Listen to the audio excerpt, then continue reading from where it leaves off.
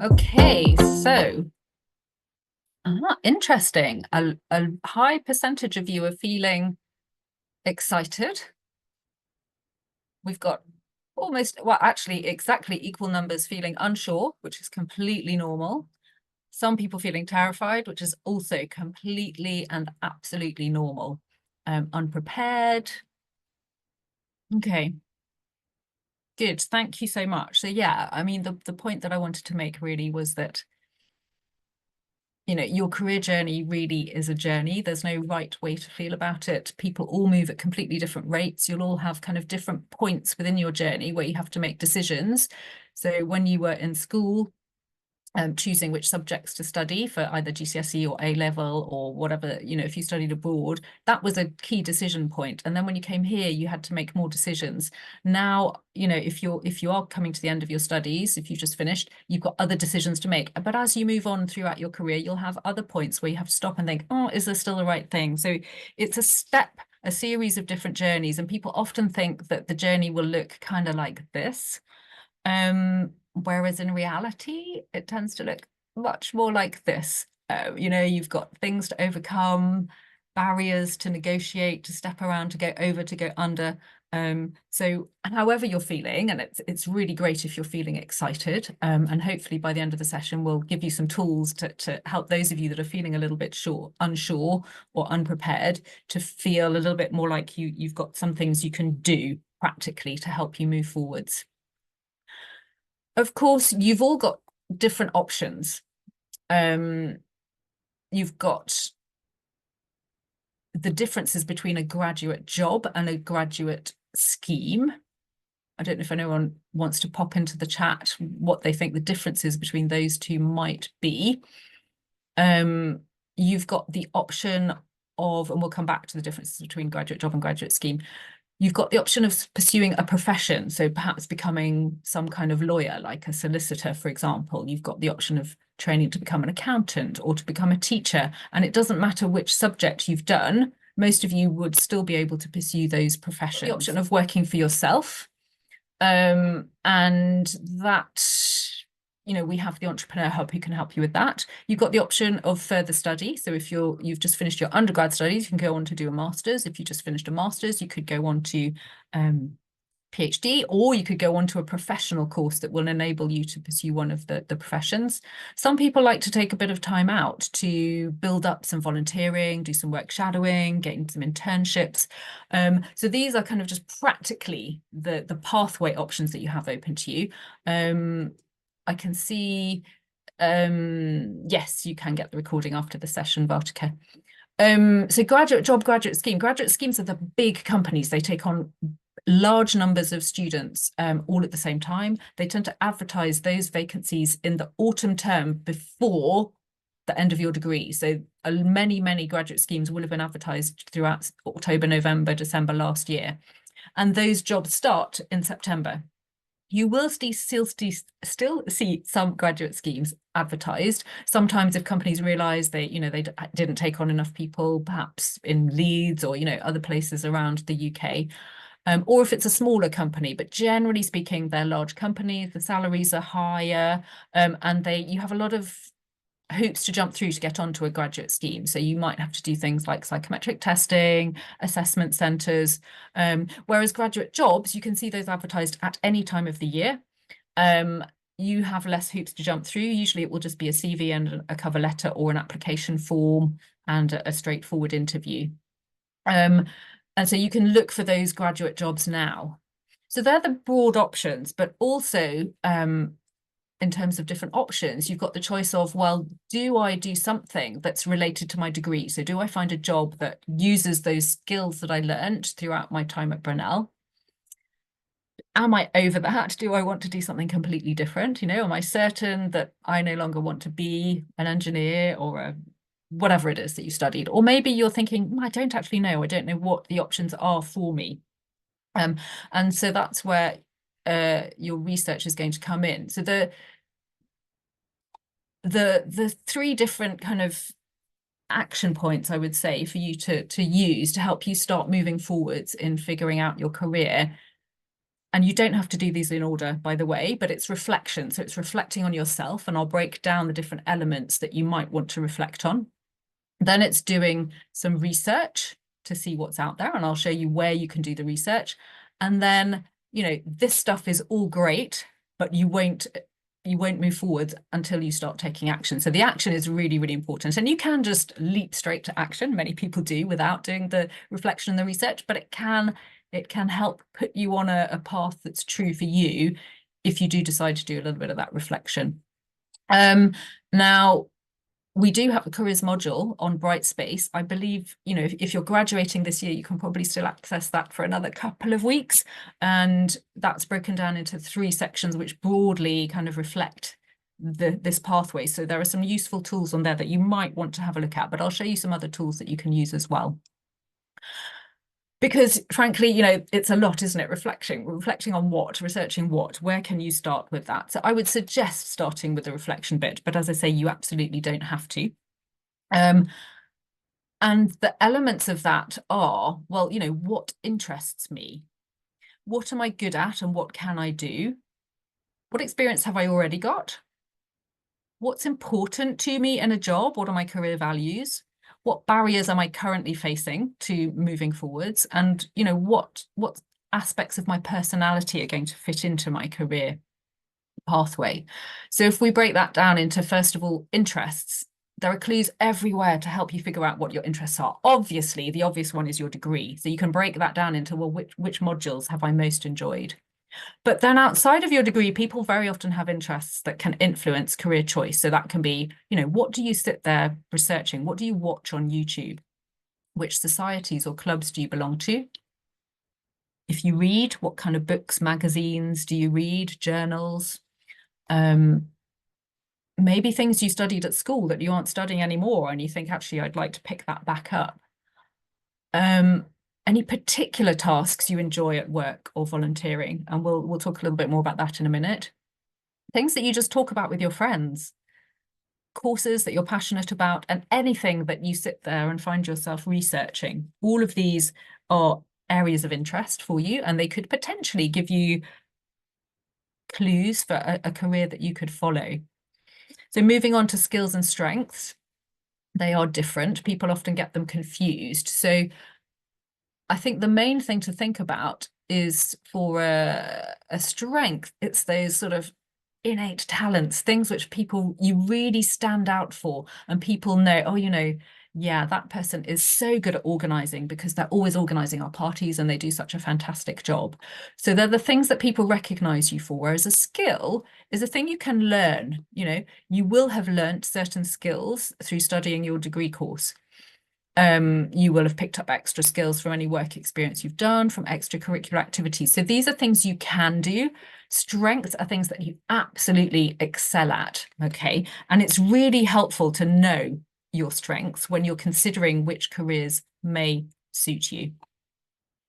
So, and to identify your strengths, a really good way to do that is just to ask the people who know you, whether that's friends, colleagues, family members, classmates, and all of those. You'll get different answers from different people, but really, in terms of real standout strengths, it's not a list of 10. You don't want to sit there in an interview and say, well, I'm amazing at this, and I'm amazing at this, and I'm amazing. It doesn't sound credible. Whereas if you have a couple of strengths that you can describe confidently, A, it will help you to find a career that suits you, and B, it will help you to sell yourself in interviews. There are various assessments you can use. I've put a couple up here for you to help you identify your strengths, but also coming and having a chat with your careers consultant can be helpful to help you pin those down. But also, the reflection bit. Think about which kind of person you are in the team, in a room, in the workplace, in your seminar group. What do you do in a crisis? Are you the person that stays calm? Are you the person who organizes everybody? And think about your golden moments. And, that doesn't mean necessarily winning an Olympic gold medal. It could be, my golden moment was, I was terrified of doing speeches, but I managed to do a speech last week. That was a golden moment for me. What strength did I use? It was my courage that enabled me to do that. Okay, so, here are some examples of the type of person you could be in the room. people sometimes think, oh, well, I'm the one that's kind of sits there quietly listening. That's not a strength. That's a massive strength. So there are no right or wrong answers when it comes to strengths. So I'm going to ask you to look at this list and pick three that resonate with you. And if you're feeling brave enough, pop them into the chat. I've lost the chat, so I can't see it at the moment. Let me try and find it. There we are. Yeah, great. So if you could just pick three that resonate, don't think about it too long. Just think, yeah, which ones do I think are me? And then if you share those in the chat, it's really nice for us to see. And you'll see that you all have different strengths. I'll just give you a minute or two to do that.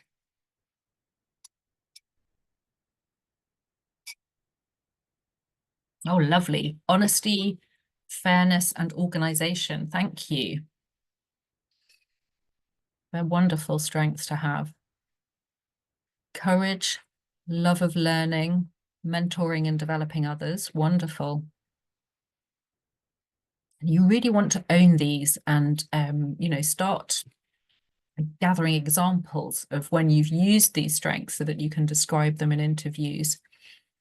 Open-minded, honesty, and an idea generator. You've all got some fantastic strengths that you'll be able to take into the workplace. Lots of honest people here.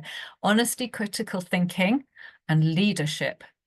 I'm just imagining putting you all together in the most amazing team. That would be wonderful. Positivity, honesty, problem solving. Wow. I think this is fantastic. Empathy, writing skills, and leadership. What an amazing group of people we've got in here today. Empathy, stamina, and kindness. Wow. Fantastic. So then you can think, okay, I've got my three skills. Think about, how do I use my strengths in my studies? And I'm not going to, I don't want to waste your time, but you can do that in your own time. Think about how you use those in your studies, and also, how you use them in the workplace as well, if you have work experience already.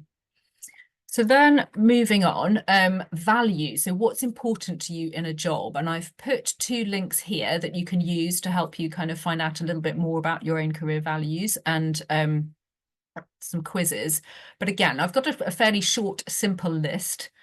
And I would say maybe have a look and pick out two which you think are most important to you from this list. And again, there are no right or wrong answers.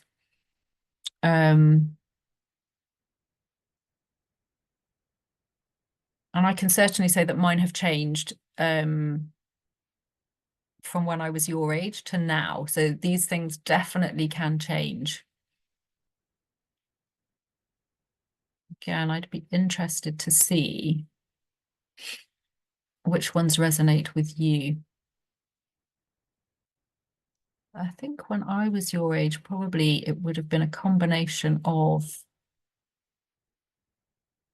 variety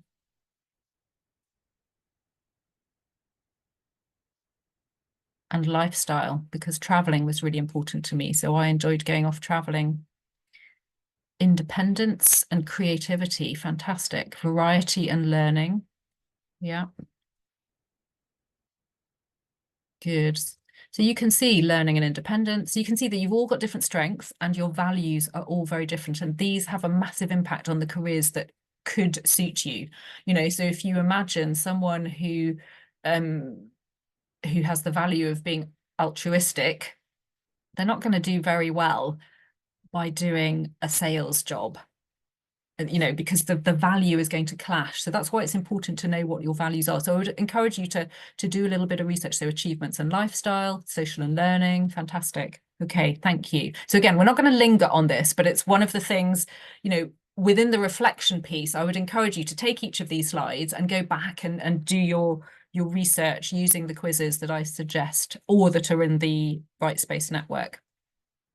Barriers, a barrier can be a permanent thing. So imagine if a job was in the middle of the North Sea and you did not like the sea or want to leave where you live, that is a permanent barrier, okay? And if you're unable to access a course, that could be a temporary barrier or a permanent barrier. You know, it could be you're unable to access the course because, let's say, you didn't get a C grade in your GCSE maths and you've tried it 10 times and it's just not going to happen. Or it could be, you know, well, I need my GCSE maths to be able to access this next course I want to do, so I'm going to go back and do my GCSE. So, you know, a course could be a permanent or a temporary barrier, depending on how you look at it. Lack of relevant experience is definitely a temporary barrier. People often think, I applied for this job, I applied for this course, I was turned down, I don't have the right experience. That doesn't mean you can't achieve it. You very definitely can. And that's something I would say, come and talk to us and we can help you figure out how you can get that relevant experience. Because sometimes it feels like a massive barrier. But most barriers can be, you know, moved around, jumped over, jumped under. Usually there's a way to navigate those barriers. So do come and have a chat with us.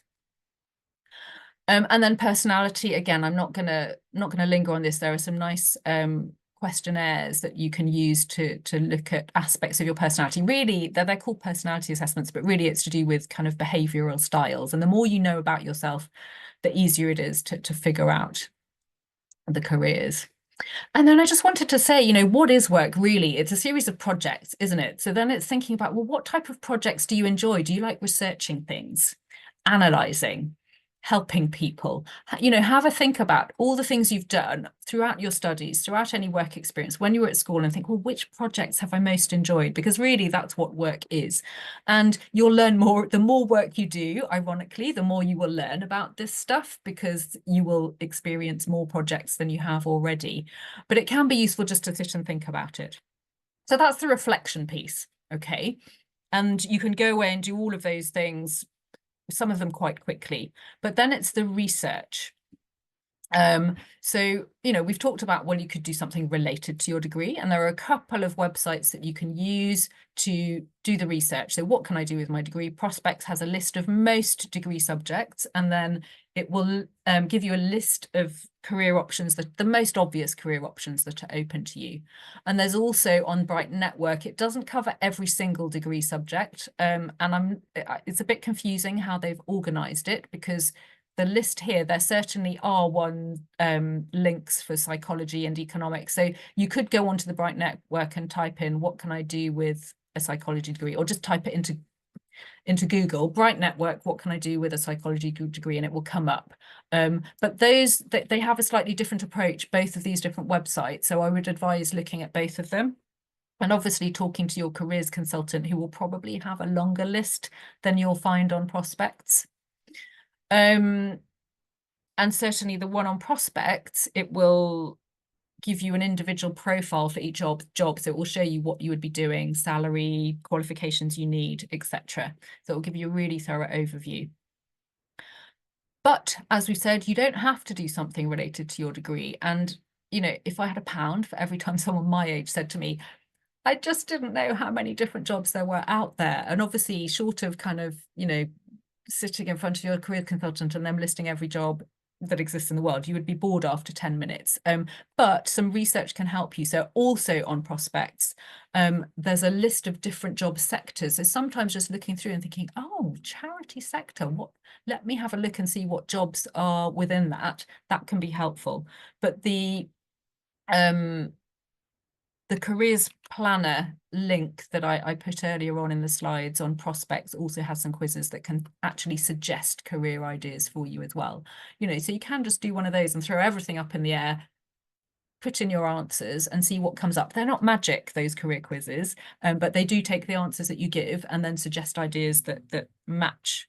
You know, if you say that you like working with children, then it will suggest different jobs working with children. So they can be helpful as well. But you can just simply look through the career sectors on the Prospects and on the Target Jobs website to see what areas. And then thinking about, you know, where can you work? So that makes quite a difference to the jobs.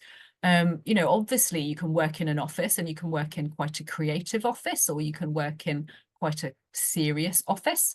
But there are also lots of areas where you can kind of work in more practical, you know, you've got creative, sporty environments, teaching environments, very hands-on construction, healthcare, psychology, you know, there are many, you know, you've got factories. And again, different environments suit different people. I've certainly worked in places I really, really disliked because the environment and the type of people that worked there was not right for me. And some of that you can only learn as you go along. But again, if you think about it and think about places you've been and places you would like to be, that can be helpful. So I would say talk to as many people as you can about their jobs, aunts, uncles, brothers, older family members, friends, parents. The more you talk to people, the more you're going to find out what people do and don't like about their jobs. But always remember, they're not you. And that's where the reflection bit and knowing your strengths and your preferences is really, really helpful. So that's the research, but obviously it's the action bit. As I said before, you won't get anywhere until you start taking action. And I would say just try things, first of all. So experience takes many forms, okay? So any kind of part-time job or internship will be good to start helping you see which skills you have. Volunteering. So let's say you want to be a teacher, for example, just because that's the picture we've got on the screen. You can volunteer in a local school, or you can look at the Brunel Volunteers has so many different volunteering opportunities that for many different job types, you will find a volunteering opportunity on there. But there's also a national website called Do It. So I think that's Do It life, something like that. So you can have a look nationally if you've moved away from Uxbridge already. Doing research is good experience. So you can ask your tutors if they need any help with their research. Now, virtual internships, thank you, Carly, for putting the link for Do It in the chat. Virtual internships, so Bright Network, I think it was last week, they had their live 4-day virtual internships. They have finished, but you can still do it, like an offline version of it. So the only thing you don't get is the networking, but the deadline to sign up for those, so it's called the Internship Experience UK. It's on the Bright Network website. Sorry, I should have put, oh yeah, no, the link is there. So the last day to apply for the offline version is today. I think it's midnight. So they're mainly business related, but there are some health, kind of marketing, finance, law. There are quite a lot of virtual internships on there that you can do. But the Forage has a wider range, and you can do those at any time. You just sign up, but they've got things that last 2 to 3 hours, and you've got ones that last kind of 6, 7 hours. So they're a really good way to try things. The tasks on the Forage have been written with employers, so they're real workplace tasks. So it can give you a little bit of an insight to a job. So, you know, if you're thinking, oh, I like the idea of doing data analytics, go onto the Forage, do a data analytics. They call it a work simulation now on that website. And you can see how you enjoy that without kind of investing in a course. And work shadowing, again, talk to everyone you know. And even if you think, well, I don't like the job they do, but if they work for a big organization, there may well be a department that does what you do want to do in there. And you can ask them if you can organize some shadowing.